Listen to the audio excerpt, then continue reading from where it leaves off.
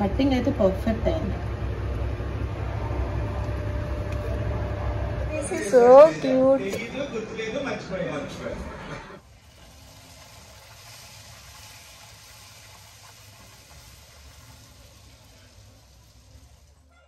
Hello, అస్సలాము అలైకుం, నమస్తే, good morning, how are you all?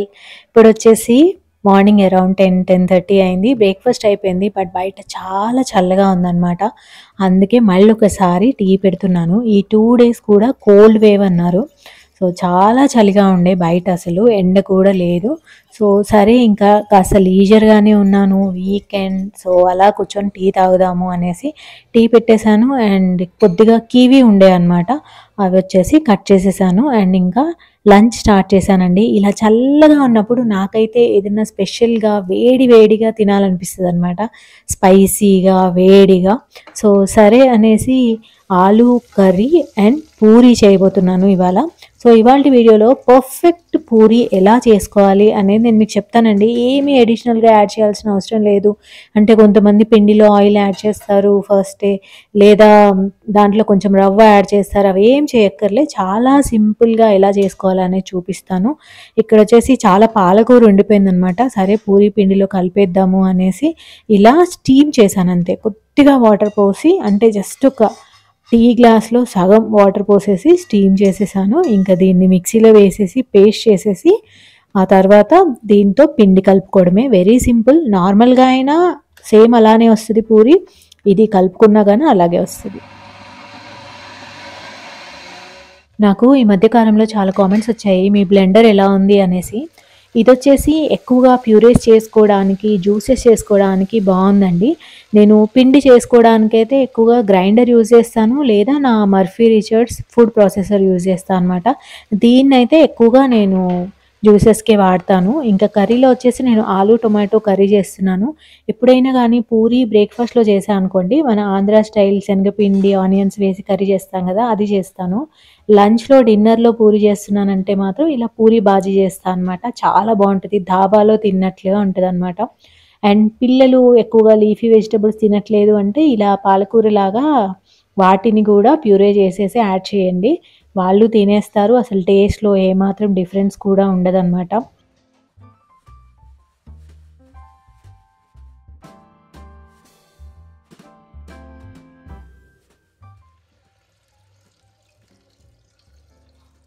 నాకు చలికాలంలో బ్రేక్ఫాస్ట్ ఐటమ్స్ లంచ్ అండ్ డిన్నర్లోకి తినడం అంటే చాలా ఇష్టం. ఉప్మా వచ్చేసి బ్రేక్ఫాస్ట్లో అంతగా నచ్చదు, బట్ డిన్నర్లో చలిలో తింటే చాలా బాగా అనిపిస్తుంది. అలానే దోశలు, ఇడ్లీ సాంబార్ అవి కూడా నాకు డిన్నర్లో చాలా ఇష్టం చలికాలంలో. అండ్ ఇప్పుడు వచ్చేసి పిండి కలుపుకుందామండి. పూరీలో అయినా కానీ పరాటాల్లో అయినా కానీ ఒక చిటికెడు వాము యాడ్ చేసుకుంటే డైజెషన్ బాగా అవుతుంది, టేస్ట్ కూడా చాలా బాగా వస్తుంది, డిఫరెంట్ ఫ్లేవర్ వస్తుందన్నమాట. అండ్ కొద్దిగా సాల్ట్ యాడ్ చేస్తున్నాను. జనరల్గా చపాతీల్లోకి అయితే నేను సాల్ట్ యాడ్ చేయను, బట్ పూరి కాబట్టి సాల్ట్ యాడ్ చేస్తున్నాను. అండ్ దీంట్లో పాలకూరతో చేసుకున్న ప్యూరే యాడ్ చేసేయాలి. ఎక్కువగా వాటర్ పట్టదండి దీంట్లో. సో ముందు ఇదంతా యాడ్ చేసుకున్న తర్వాత అవసరం అనుకుంటేనే వాటర్ యాడ్ చేసుకోవాలి. ఈ స్టేజ్లో మీరు ఎలాంటి ఆయిల్ యాడ్ చేసుకోవాల్సిన అవసరం లేదు, రవ్వ యాడ్ చేసుకోవాల్సిన అవసరం లేదు, ఏమీ అవసరం లేదు. ఈ పిండి వచ్చేసి ఆశీర్వాద్ అనమాట. నేను ఒక్కోసారి ఆశీర్వాద్ తెప్పిస్తాను, ఒక్కోసారి మల్టీగ్రెయిన్ పిండి తెప్పిస్తాను, ఒక్కోసారి వచ్చేసి మిల్లులో కూడా పట్టిస్తాను అనమాట. ఇవాళ యూజ్ చేసింది వచ్చేసి ఆశీర్వాద్ ఆట. సో స్టార్టింగ్లో నాకు కూడా పూరీలు పొంగడము, చపాతీలు మెత్తగా చేయడం ఇవన్నీ చాలా పెద్ద పెద్ద ఛాలెంజెస్ అండి. బట్ స్లోగా విత్ టైం అదంతా వచ్చేసిందనమాట. అండ్ పైన మాయిశ్చర్ లాస్ అవ్వకుండా చపాతీ పిండికైనా పూరీ పిండికైనా ఇలా ఆయిల్ రాసేస్తే ఒక లేయర్ ఉండిపోతుందనమాట, దానివల్ల ఎండిపోకుండా ఉంటుంది. అండ్ దీన్ని నేను కొద్దిసేపు రెస్ట్ చేస్తానండి. పిండి ఎప్పుడైనా కానీ అట్లీస్ట్ ఒక హాఫ్ అన్ అవర్ పక్కన పెట్టాలి కలిపిన తర్వాత, అప్పుడే స్మూత్గా వస్తాయి చపాతీలైనా పూరీ అయినా. నేను ఒక హ్యాండ్ బ్యాగ్ ఆర్డర్ చేశాను అనమాట, అదే ఇక్కడ అన్బాక్సింగ్ చేస్తున్నాను. సో ఇది వచ్చేసి జూక్ వెబ్సైట్ నుంచి నేను ఒక హ్యాండ్ బ్యాగ్ ఆర్డర్ చేశాను అనమాట. అది ఇంకా ఇప్పుడే ఓపెన్ చేశాను, మీతో షేర్ చేసుకుందాము అనేసి. వచ్చి కూడా 2 days అయింది, బట్ ఇంకా ఓపెన్ చేయడం కుదరలేదు అప్పుడు. This is the one.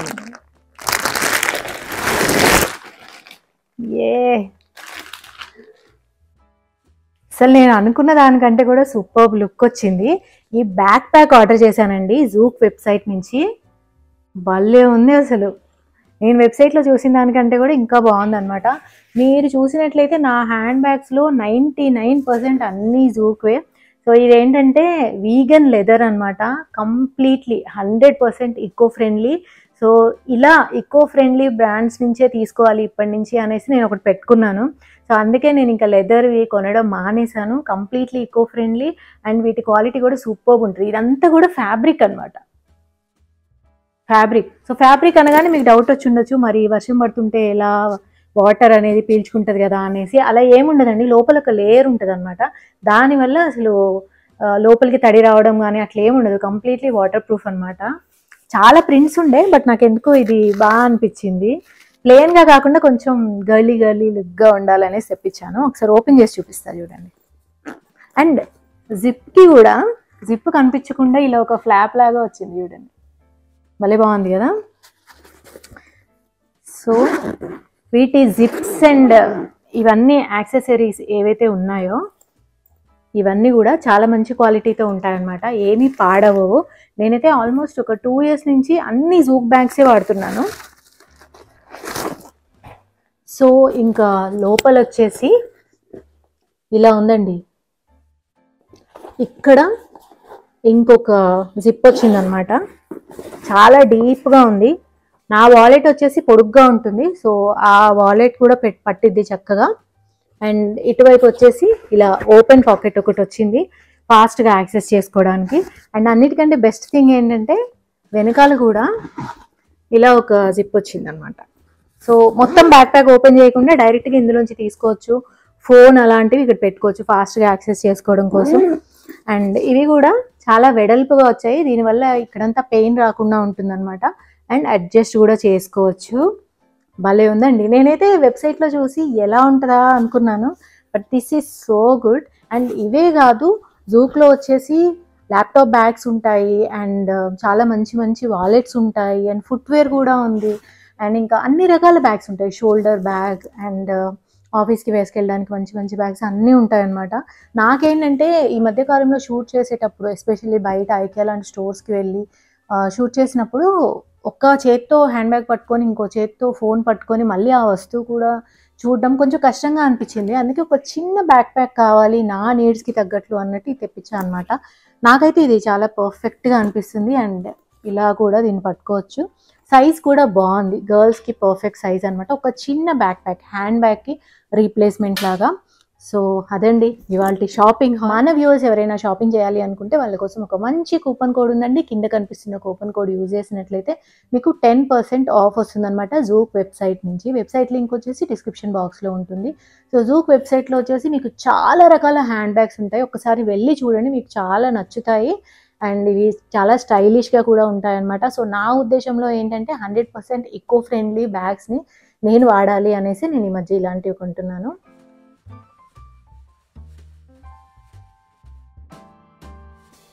Puri పిండి ఎప్పుడైనా కానీ చపాతీ పిండి కంటే టైట్గా కలుపుకోవాలండి, చేతికి అంటకూడదు అనమాట. 1/2 hour పక్కన పెట్టి ఉంచాం కాబట్టి పిండి చాలా స్మూత్గా అయిపోయింది. దాంట్లో గ్లూటెన్ మంచిగా డెవలప్ అవుతుంది అనమాట. ఎప్పుడైతే దాంట్లో గ్లూటెన్ ఉంటుందో ఎక్కువగా విరగకుండా ఉంటుంది, స్మూత్గా వస్తాయి చపాతీ అయినా పూరీ అయినా కానీ. So standing time must, and Puri పిండి టైట్గా కలుపుకోవడం మస్ట్ అనమాట. నేనైతే కొంచెం మీడియం సైజ్ చేసుకుంటాను, మరీ చిన్నవి కాదు మరీ పెద్దవి కాదు. సో బేసిక్గా ఏంటంటే పూరీ పిండిని రోల్ చేసుకునేటప్పుడు చాలా స్మూత్ హ్యాండ్తో రోల్ చేసుకోవాలి, మరీ ఎక్కువ ప్రెషర్ పెట్టకూడదు. అన్ని కార్నర్స్లోనూ ఒకేలాంటి థిక్నెస్ ఉండాలన్నమాట. ఒకవైపు పల్చగా ఒకవైపు థిక్గా రోల్ చేసుకోకూడదు.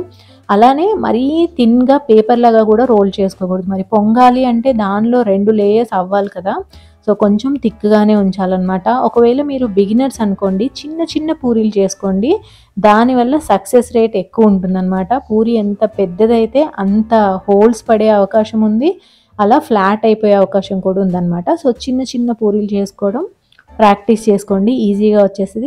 చాలామంది ఆయిల్తో రుద్దుతారనమాట, ఎక్కువగా పొడిపిండి వాడరు.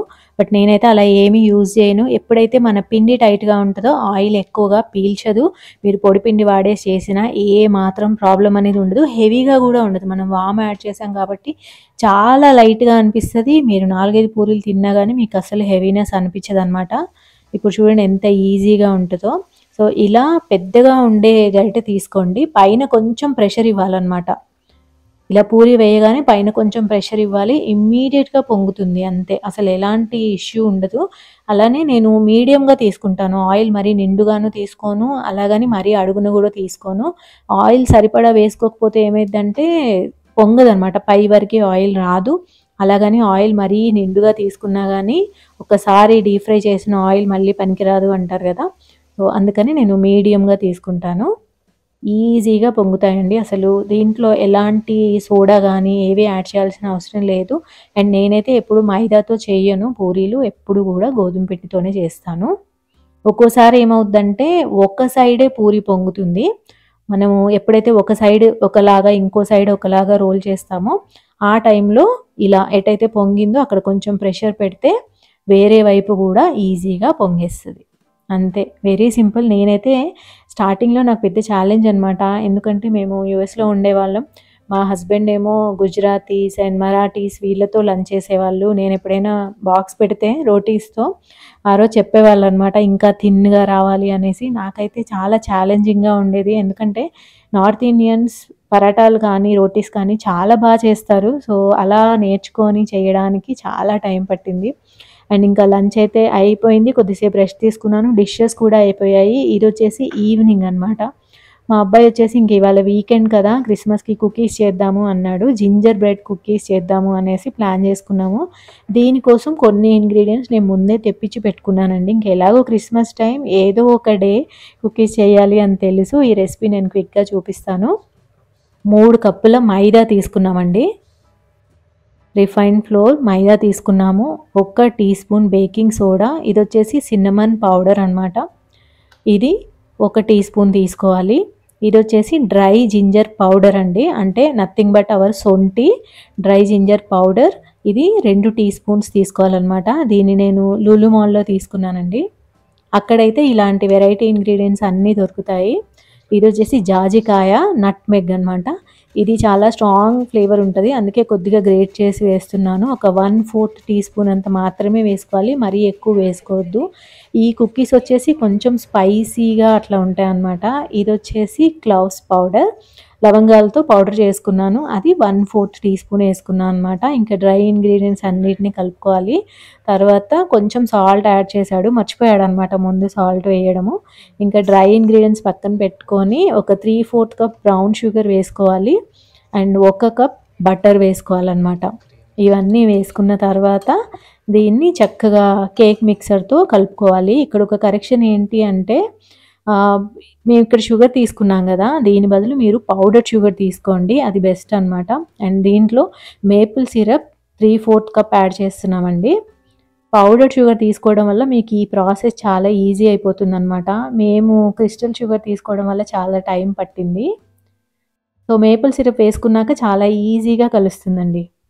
సో, ఈ చివర్లన్నీ స్క్రేప్ చేసుకుంటూ మంచిగా చేయాలి. అందుకే చెప్తున్నాను ఆ కరెక్షన్ ఒక్కటి. థంబ్ రూల్ పెట్టుకున్నాము ఇంకా మేము ఈ ప్రాసెస్ తర్వాత. ఎప్పుడైనా పౌడర్ షుగరే వేద్దాం గానీ ఇలా వేయొద్దు అని. ఆ తర్వాత ఒక ఎగ్ కొట్టేసి మొత్తం హోల్ ఎగ్ యాడ్ చేసుకోవాలనమాట. అంతే. ఈ వెట్ మిక్స్చర్ గూడా రెడీ అయిపోతుంది. ఆ తర్వాత డ్రై అండ్ వెట్ ఇంగ్రీడియెంట్స్ మొత్తం కూడా యాడ్ చేసేసుకోవాలి. కొంచెం వెనిలా ఎసెన్స్ యాడ్ చేస్తున్నాను లాస్ట్‌లో. సో, ఇవి చేసిన తర్వాత నాకేమనిపించిందంటే, ఓకే. ఇంగ్లీష్ వాళ్ళు కూడా చలికాలంలో సొంటి తింటారనమాట అనుకున్నా అనమాట.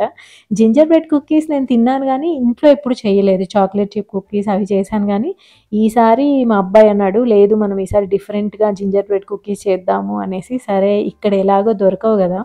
అందుకని చేశాము. అప్పుడు అనిపించిందనమాట ఈ లాజిక్. మనం కూడా వింటర్‌లో సొంటి పాలు, సొంటి టీ తాగుతూ ఉంటాం గదా! సో, ఇంగ్లీష్ వాళ్ళు కూడా ఇలా ఇన్వెంట్ చేశారనమాట. జింజర్ బ్రెడ్ కుకీస్, శొంఠి కుకీస్. ఇంకా ఆ తర్వాత ఒక క్లింగ్ ర్యాప్ వేసేసి, ఈ పిండిని 2 సెపరేట్ పార్ట్స్‌లో డివైడ్ చేసి, ఇలా కొద్దిగా రోల్ చేశామండి. ఇలా 2 అయ్యాయన్నమాట. వీటిని 4 అవర్స్ ఫ్రిడ్జ్‌లో పెట్టాలి. మేము Christmas tree and ginger bread man ఈ కుకీ కట్టర్స్ కోసం చాలా వెతికాం గానీ దొరకలేదు. సో, ఇలా డిఫరెంట్ షేప్స్ ఉన్నది తీసుకున్నామనమాట. రౌండ్స్ ఉన్నాయి, స్టార్స్ ఉన్నాయి అండ్ హార్ట్ షేప్ ఉన్నాయి. సో, ఇంకా 4 అవర్స్ తర్వాత ఈ పిండిని ఫ్రిడ్జ్లోంచి తీసేసి ఇంకా ఫ్లాట్గా రోల్ చేసుకోవాలన్నమాట. టోటల్ థిక్నెస్ 1/4 ఇంచ్ ఉండాలి ఈ షీట్ది. సో ఇంకా మొత్తం రోల్ చేసేసి కట్ చేసుకొని బేక్ చేసేయాలి. అండ్ ఐసింగ్ నేనైతే అసలు ధైర్యం చేసి చేసేదాన్ని కాదు. బట్ మా అబ్బాయి ఏమో నేను ఒక రెసిపీ చూశాను యూట్యూబ్లో ఐసింగ్ చేద్దాము అంటే, సరే పాడైతే పాడింది అనేసి చేసామన్నమాట. బట్ ఎక్సలెంట్గా కుదిరింది. ఐసింగ్ ఇంట్లో చేయడం అయితే ఫస్ట్ టైం అసలు. ఇంకా కుకీ కట్టర్తో ఎంత బాగా వచ్చాయో అసలు, షేప్స్ సూపర్గా వచ్చాయి. నేనైతే ఎక్స్పెక్ట్ చేయలేదు. అండ్ ఈసారి అయితే నేను chocolate chip cookies and different cookies చూపిస్తాను. సో మనం బయట పిల్లలకి బిస్కెట్స్ లాంటివి కొంటూనే ఉంటాం కదా, ఎలాగైనా కొంటూనే ఉంటాం ఎంత లేదన్నా కానీ. దాని బదులు ఇంట్లోనే మనం ఇంకా ఆట అండ్ నెయ్యి ఇవి వేసుకొని చక్కగా కుకీస్ చేస్తే అవే తింటారు. అండ్ కొద్దిగా బెటర్ కదా బయట నుంచి తెచ్చే కంటే. సో బయట కొన్న షుగర్ ఉంటుంది, ఇంట్లో దాంట్లో కూడా షుగర్ ఉంటుంది. బట్ బయటకి ఇంట్లోకి తేడా ఏంటి అంటే, బయట దాంట్లో ప్రిజర్వేటివ్స్ ఉంటాయి, ఎక్స్ట్రా కెమికల్స్ ఉంటాయి అన్నమాట, పాడవకుండా ఉండడం కోసం. అందుకే చూసారా బిస్కెట్స్ అసలు ఎన్ని మంత్స్ అయినా పాడవవు. సో అలా అవి లేకుండా ఇంట్లో చేసుకుంటే బెటర్ అనేసి ఇంకా వీటిని అవెన్లో పెట్టేసి 170 degrees దగ్గర 12 minutes బేక్ చేసుకోవాలి. ఇలా అన్నీ కట్ చేసి పెట్టుకున్నాం అనమాట. సో ఇంకా ఐసింగ్ తయారు చేస్తున్నామండి. దానికోసం 2 గుడ్లలో ఓన్లీ తెల్ల సొన తీసుకోవాలి, ఎల్లోస్ తీసేసి సెపరేట్గా పక్కన పెట్టుకోవాలండి. అది ఇంక నేను తర్వాత ఆమ్లెట్ వేసాను, అవి తీసి పక్కన పెట్టేసి. సో ఓన్లీ ఎగ్ వైట్స్తోనే చేయాలన్నమాట. నేనైతే అసలు మా అబ్బాయి రెసిపీ చెప్తే నమ్మలేదు నిజంగా వస్తుందా అనేసి. సరే ఇంకా వేస్ట్ అయినా అయింది, ఎలాగో ఒక కొత్త రెసిపీ ట్రై చేసినట్లు ఉంటుంది అనుకున్నాను. బాగా విస్క్ చేసుకోవాలన్నమాట. ఇలా మీరు మిక్సీలో కూడా చేసుకోవచ్చు. విస్క్ చేసుకున్న తర్వాత ఇలా ఫ్రాతింగ్ వస్తుంది. ఎప్పుడైతే నురగ రావడం స్టార్ట్ అయిందో పౌడర్ షుగర్, వైట్ షుగర్ ఇక్కడ పౌడర్ చేసి పెట్టుకున్నాను. క్వాంటిటీ ఏం లేదు, మామూలుగా వేస్తున్నాను. సో ఫైనల్ కన్సిస్టెన్సీ ఒక 5 minutes తర్వాత టూత్ పేస్ట్ లాగా వస్తుంది అనమాట, థిక్గా రావాలి. అలా వచ్చే వరకు కూడా దీన్ని ఇలా విస్క్ చేస్తూనే ఉండాలి. ఇలాంటి కన్సిస్టెన్సీ రావాలి అంటే ఇమీడియట్గా కింద పడకూడదు అనమాట.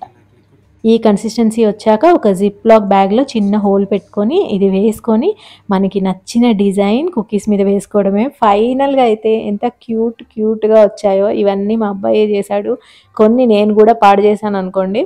ఇంకా మా దగ్గర కుకీ కట్టర్ లేకున్నా కానీ వాడు నైఫ్ తోటి ginger bread man and Christmas tree cut చేశాడు. This is so cute. These two are so good, Kanna. This one and this one. Yeah. మేము ఈవినింగ్ కుకీస్ షీట్ లాగా చేసేసి ఫ్రిడ్జ్లో పెట్టాం కదా, ఆ తర్వాత మార్కెట్కి వెళ్ళొచ్చాము. బట్ ఇంక ఇవి సర్దేసరికి నైట్ అయిపోయిందనమాట. ఏదైనా కొత్త వంటకం చేసామంటే కిచెన్ గట్టు మొత్తం నిండిపోయి ఉంటుంది కదా. సో అదంతా క్లియర్ చేసేసి ఆ తర్వాత వెజిటబుల్స్ అన్నీ సర్దుకున్నాను. చాలా టైరింగ్ డే, భలే చలిగా ఉంది అసలు. బట్ మంచి డిషెస్తో ఈ డే అయితే బాగా గడిచిందనమాట. ఇవాళ వ్లాగ్ మీకు ఎలా అనిపించింది అనేది తప్పకుండా కామెంట్ సెక్షన్లో పెట్టండి. అండ్ తప్పకుండా కామెంట్ చేయండి, ఒక లైక్ కూడా ఇచ్చేయండి. ఓకే అండి, మళ్ళీ నెక్స్ట్ వీడియోలో కలుద్దాం. Take care, by.